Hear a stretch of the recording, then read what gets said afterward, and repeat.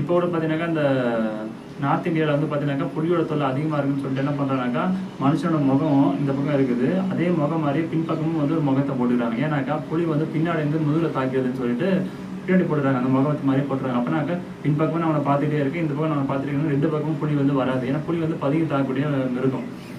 இப்போ இதெல்லாம் தான் வந்து காரணமாக சொல்லப்படுது இந்த பெரிய பெரிய முகம்லாம் வச்சுக்கிறதுக்கு. அது மட்டும் இல்லாமல் இந்த பெரிய பெரிய முகம் வந்து ரொம்ப ஆக்ரோஷமாக கண்ணு பெருசாக கலகலராக போடுறதுக்கு காரணம் என்னென்னா மிருகங்களுக்கு மனுஷன மாதிரியே வந்து பார்க்கும் திறன் கிடையாது.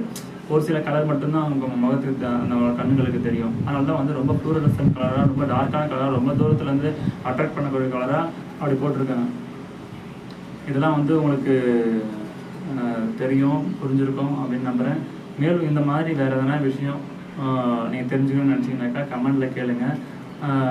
இந்த வீடியோ உங்களுக்கு பிடிச்சிங்கன்னா லைக் பண்ணுங்கள். நான் பேசுகிற விஷயம் நல்லா இருக்குது அப்படின்னு சப்போர்ட் பண்ணணும்னு நினச்சிங்கனாக்கா எனக்கு சப்ஸ்கிரைப் பண்ணுங்கள். இது வேறு யாராவது தெரிஞ்சுக்கணும்னு நினச்சிங்கனாக்கா இது கொஞ்சம் ஷேர் பண்ணுங்கள், ரொம்ப உதவியாக இருக்கும். நன்றி, பாய்.